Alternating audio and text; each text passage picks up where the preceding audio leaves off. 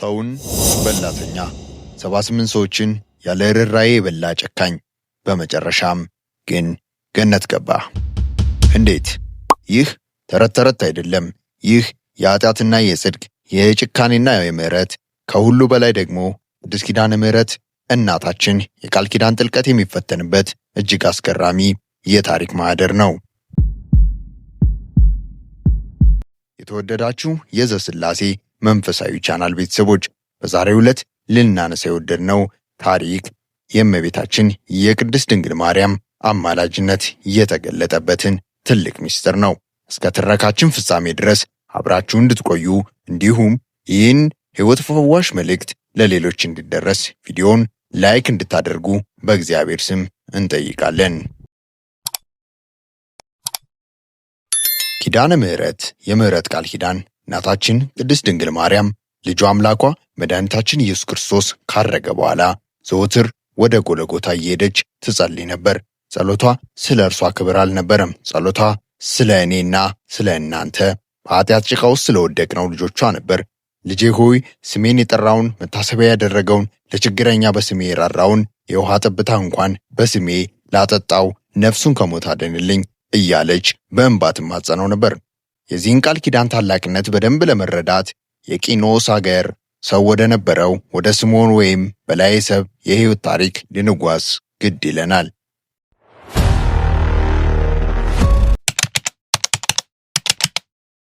ስምዖን መጀመሪያ ክፉ አልነበረም። እጅግ ደግ፣ እንግዳ ተቀባይ፣ አብርሃምን የሚመስል ደግ ሰው ነበር። ነገር ግን የሰው ልጅ መዳን የማይዋጣለት ዲያብሎስ በዚህ ሰው ደግነት ቀንቶ በፈተና መጣ። እንግድነት መስሎ ወደ ቤቱ ገባ። ስምዖን ያለውን ሁሉ አቀረበለት። እንግዳው ግን አልበላም አለ። ታዲያ ምን ልጋብዝህ ሲለው ዲያብሎስ ያንን ዘግናኝ ጥያቄ ጠየቀ። የእጅህን ፍሬ ያን አንድያ ልጅህን አርደህ ካላበላኝ አልበላም አለው። ስምዖን በእንግዳ አክባሪነት ፍቅር ታውሮ ማስተዋሉን አጥቶ ልጁን አረደ። ነገር ግን እንግዳው ያ ዲያብሎስ ሥጋውን አልበላም። ይልቁንም ስምዖንን ራሱ እንዲበላው አስገደደው። ያንን ሥጋ በቀመሰበት ቅጽበት የስምዖን መንፈስ ተለወጠ። ክፉ ጋኔን አደረበት። አእምሮውን ሳተ። ከዚህ ሰዓት ጀምሮ ስምዖን ሰው አልነበረም። ሚስቱን፣ ቤተሰቦቹን፣ ጎረቤቶቹን በመንገድ ያገኘውን ሁሉ እየገደለ ይበላ ጀመር። ሽብር በቂኖስ ምድር ነገሰ። በላዔ ሰብእ ሰውን በላተኛ ተባለ። ቁጥራቸው 78 የደረሱ ሰዎችን በላ። አስቡት፣ የ78 ንጹሐን ደም በእጁ ላይ አለ። ቀኖች ነጎዱ። በላዔ ሰብእ በውሃ ጥም ተቃጥሎ በበረሃ ሲጓዝ አንድ ምስኪን በቁስል የተወረረ ደካማ ሰው መንገድ ላይ አገኘ። ሊበላው ሲጠጋ ያ ምስኪን ሰው በውሃ ጥም ደርቆ ስለነበር እባክህን የውሃ ጥም ገሎኛል፣ ከያዝከው ውሃ ትንሽ አጠጣኝ አለው።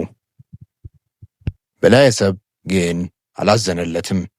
ምስኪኑ ሰው በእግዚአብሔር ስም፣ በቅዱስ ሚካኤል ስም፣ በቅዱስ ገብርኤል ስም እያለ ለመነው። በላዔ ሰብእ ግን እግዚአብሔርን አላውቀውም ብሎ ሊበላው ጥርሱን አገጠጠ። በመጨረሻ ግን ያ ምስኪን ሰው የመጨረሻዋን የሕይወት ገመድ ተጠመጠመባት። እንኪያስ ስለ እናቱ ስለ ቅድስት ማርያም ስለ ኪዳነ ምህረት ብለህ ጥቂት ውሃ አጠጣኝ አለው። ስለ ማርያም ሲለው የስምዖን የበላዔ ሰብእ የድንጋይ ልብ እንደ ሰም ቀለጠ። ማርያም የሚለውን ስም የድሮ ደግነቱን ያንን ሩሩ ማንነቱን ቀሰቀሰው። አእምሮው ወደ ቦታው ተመለሰ። አነባ፣ አለቀሰ። ለካስ ማርያም የምትባል ደግ እናት አለችኝ፣ ለካስ አመሌን ሰው ሁሉ አውቆብኛል በማለት ራሱን ወቀሰ። ከዚያም ውሃ ላይ በአውራ ጣቱ ጠብ አድርጎ ለዚያ ምስኪን ሰው አጠጣው። ከዚያም በሠራው ኃጢአት አፍሮ በዋሻ ውስጥ ተደብቆ በንስሐና በጸጸት አለቀሰ። ብዙም ሳይቆይ በዛች ዋሻ ውስጥ ሕይወቱ አለፈች። ነፍሱ ከሥጋው ስትለይ መላእክት ጽልመት፣ አጋንንት ይህችን ነፍስ የእኛ ናት 78 ሰው በልቷል እያሉ በሰንሰለት አስረው ሊወስዱት መጡ። የጽድቅ መላእክት እንኳን ምን ብለው ሊከራከሩት ይችላሉ? ሚዛኑ ላይ 78 የሰው ነፍስ ከነደሙ ተቀምጧል። በዚያ ጊዜ ግን የምህረት እናት የብርሃን እናት ቅድስት ኪዳነ ምህረት ፈጥና ደረሰች። ወደ ልጇም ቀርባ ልጄ ሆይ ይህችን ነፍስ ማርልኝ አለችው።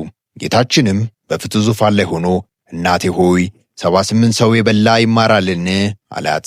እርሷም ልጄ ሆይ አንተ በጎልጎታ በስሜ የውሃ ጠብታ ያጠጣውን እምርልሻለሁ ብለህ ቃል ኪዳን ገብተህልኝ የለምን?